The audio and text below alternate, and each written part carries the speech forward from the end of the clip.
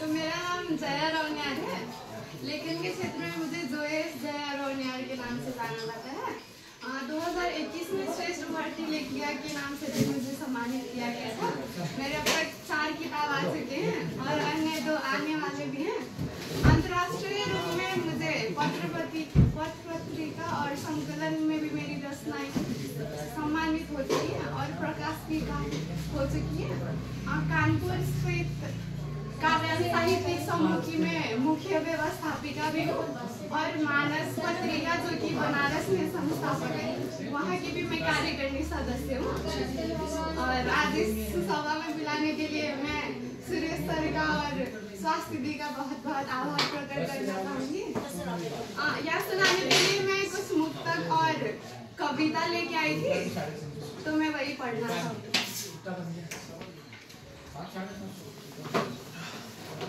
कविता का शीर्षक था लड़के रोते नहीं। लड़के रोते नहीं। ये जो लोग कहते हैं लड़के रोते नहीं, ये जो लोग कहते हैं लड़के रोते नहीं, पूछना था उनसे कि क्या वो कभी कुछ होते नहीं। ये जो लोग कहते हैं लड़के रोते नहीं, पूछना था उनसे कि क्या वो कभी कुछ होते नहीं। होते नहीं दर्द क्या उनको, होते नहीं दर्द क्या उनको। सुनिए खुली आंखों से सोते नहीं। कि दर्द जब ज्यादा हो जाए, आंखें जब खुद भर आए, समझ कुछ ना आए सफर में, तो लड़के मौन क्यों हो जाए। हक नहीं क्यों उन्हें अपने जज्बातों को सच्चा रखने का। हक नहीं क्यों उन्हें अपने जज्बातों को सच्चा रखने का। कौन हो आप जो बताते हैं लड़के को कब क्या क्यों कैसे करने का। कौन हो आप जो बताते हैं लड़के को क्यों क्या कब कैसे करने का। और सुनिएगा, बैठो कभी किसी लड़के के साथ मौन तुम। बैठो कभी किसी लड़के के साथ मौन तुम, सुनना फिर उसके मौनता का शोर तुम। चुपचाप से होठ आंखों में 1000 सवाल होते हैं। चुपचाप से होठ आंखों में 1000 सवाल होते हैं।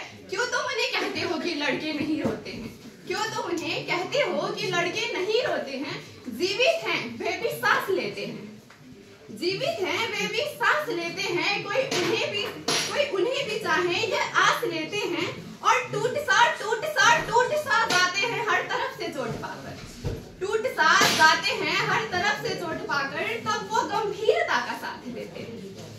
कभी दिखावे की मुस्कान होती है, कभी दिखावे की मुस्कान होती है। इनमें भी एक बच्चा नादान होता है। कभी दिखावे का मुस्कान होता है, इनमें भी एक बच्चा नादान होता है। मिट जाता है वो अक्सर अंदर ही इनके, जब लड़के भी खुद के घर का मेहमान होता है, जब लड़का भी खुद के घर का मेहमान होता है।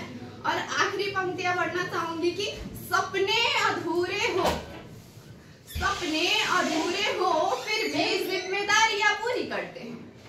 सपने अधूरे हो फिर भी जिम्मेदारियां पूरी करते हैं। कि हकीकत में किसने कब ये जाना कि लड़के पूरे जीवन में कितनी बार मरते हैं। लड़के पूरे जीवन में कितनी बार मरते हैं। बहुत